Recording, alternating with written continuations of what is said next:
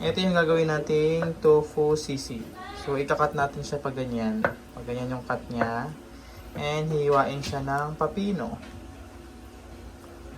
Ang disadvantage na nito, mabilis madurog siya. So, kailangan talaga ng ganyan.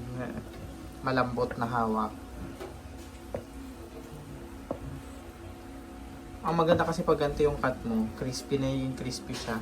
Di ba yung sisig crispy? O, ito naging crispy siya. So, ayan. 20 pieces ng tofu yung gagawin natin. Kasi na nakaraan parang 10 pieces lang ata yun. Ingat!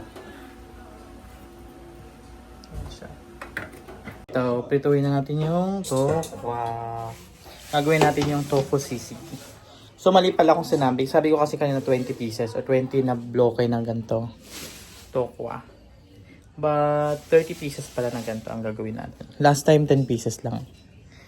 So, konti lang. So, medyo marami-rami ito ngayon. Ganito yung na-chop na, nahiwa na, and ito pa yung hiwain. Ganda to pag sobrang ano siya. Mainit yung mantika at the same time, lubog siya para hindi siya nadudurog. May madurog mang konti lang. So, medyo mainit yung mantika natin. Amayin ko yung gaganto ko yung ano kasi para ma-hiwalay.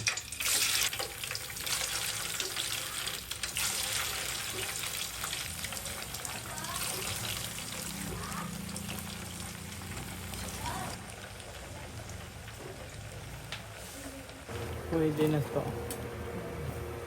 Pwede na itong gantong texture.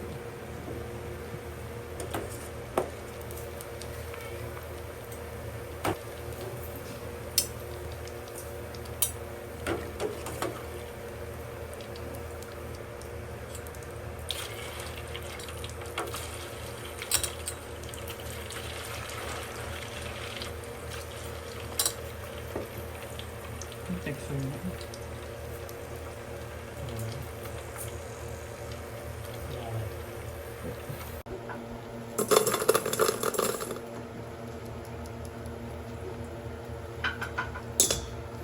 Ang tokwa pala, itong tokwa na to is 2,000 years ago na nang discover to. So originally nag-start siya sa China hanggang nakapunta ng Japan, Korea, and to Southeast Asia hanggang kasama na yung Pilipinas.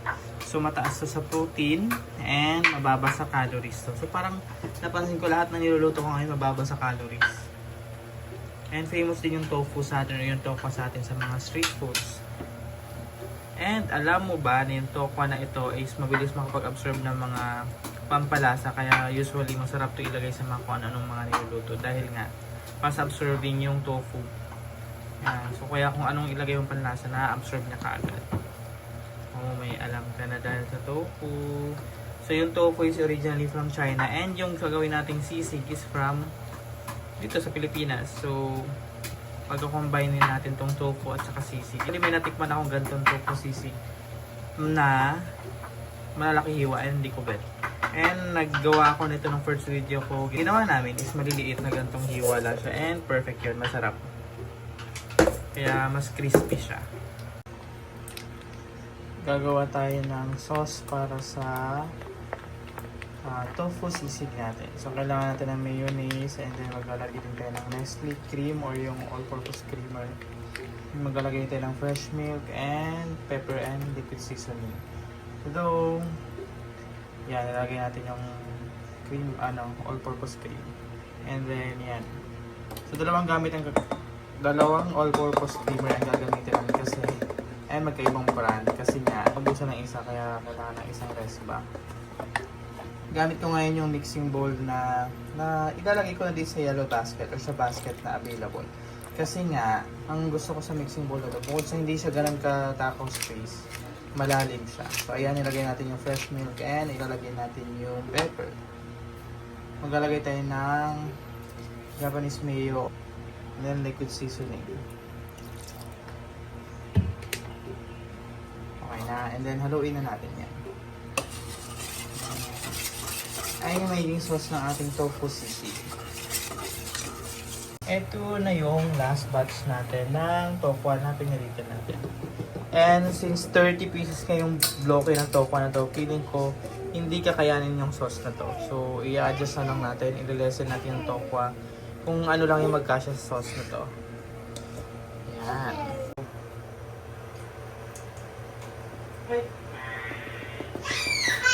Kaya ang gagawin na po natin is igigisa na natin yung ating sauce. Yung sisig sauce natin. So, kailangan lang natin ng...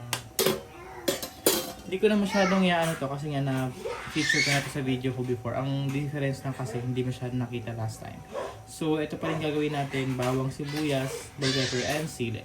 And then, ilalagay natin yung sisig sauce.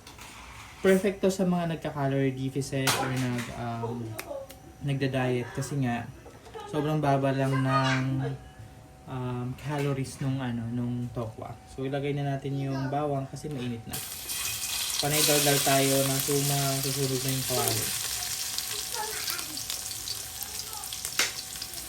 Okay. Inubos ko na yung bawang.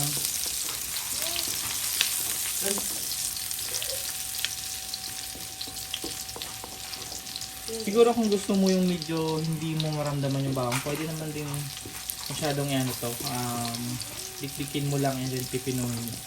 Pwede yun. Pero maganda kasi nararamdaman na nakakain mo mismo yung bawang. Sa previous video ko kasi na ginawa, natakpan ng ng braso ko yung pagpiprito nito. And yung camera kasi mali yung angle ng camera ng time na yan. And I'm only using a phone camera kaya nahanapan ko pa ng angle.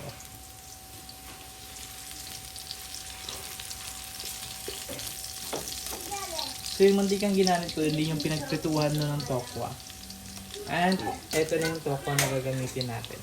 I don't know kung kakasya yung sauce, pero pagkakasyahin natin.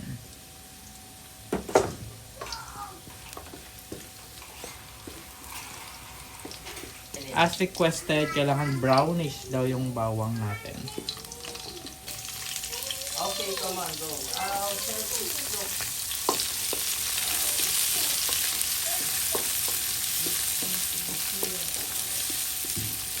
Kaya sabi ko kanina, na-try ko na yung tofu na sisig pero kasi yun malalaking hiwa and hindi ko bet yung malaking hiwa. So, hindi ako masyadong fan ng tofu or tokwa. Pero, nagustuhan ko yung pagkaluto nito. So, sa mga hindi din siguro bet yung tokwa or ayaw na ng lutong tokwa, you may try yung ganitong luto and let's see kung mabebetan niya. Lagay na natin yung sili. Ilagay ko ito parehas para tumahang.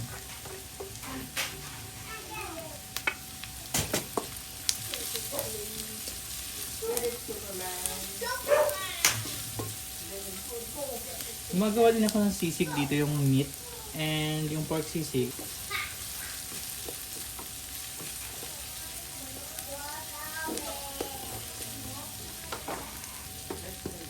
Last time, ang ginamit natin is margarine na kulay green, yung may garlic. And wala tayong margarine ngayon. Though, pwede naman din kung may margarine kayo, may butter kayo, or mantika lang as is kung ano yung gagawin mo.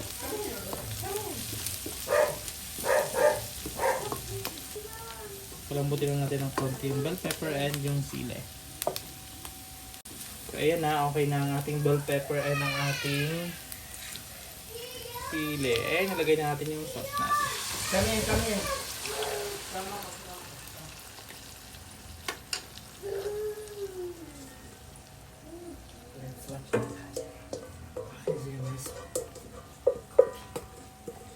Hi, Kuya Cody. That's your phone.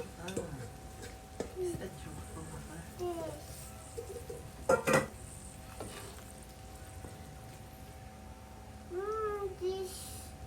Actually, pwede ka maglagay ng toyo dito if ever na gusto nyo lang naman. But still, kanya-kanya tayo ng panlasa. So, nasa inyo na yan. Go.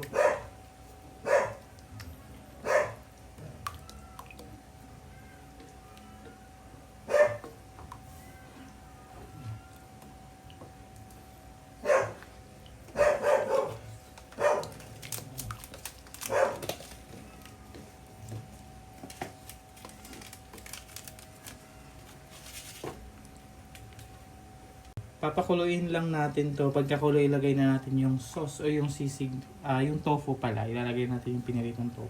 tofu.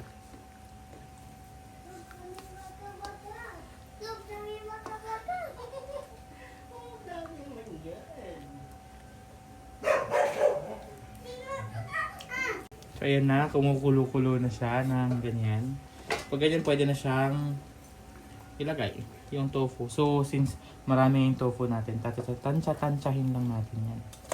Kung hanggang saan lang siya magkakasya.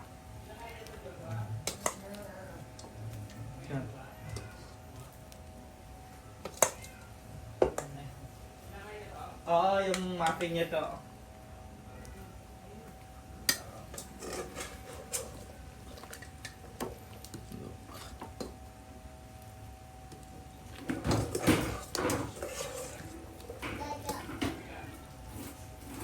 Wait.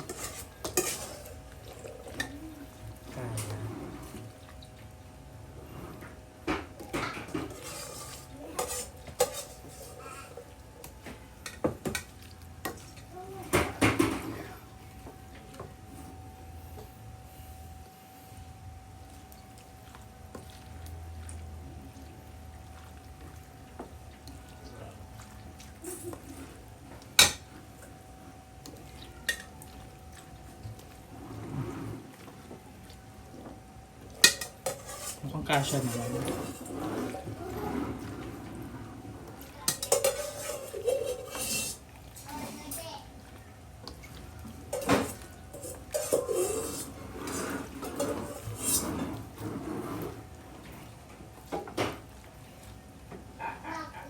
Yeah.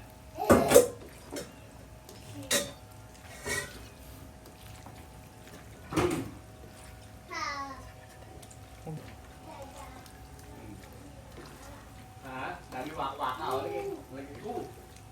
Ku wak-wakan dami na. Lagi ku. Ku, galing na. Yan na. Luto na ang ating tofu sisig. So, healthy to, walang meat.